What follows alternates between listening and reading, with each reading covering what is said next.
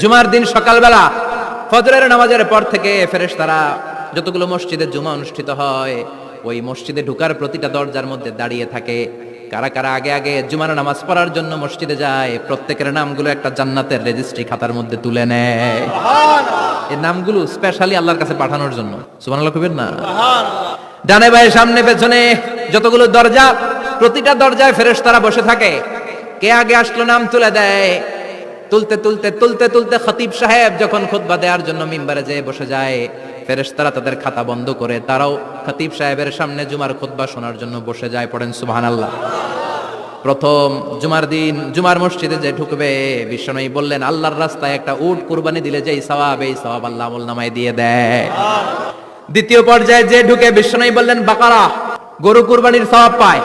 3 নম্বরে যে ঢুকবে, বিশ্বনবী বললেন কাবসা, হাদিসের ভাষায় এসেছে আল কাবাস। কাবাস মানে হলো বকরি।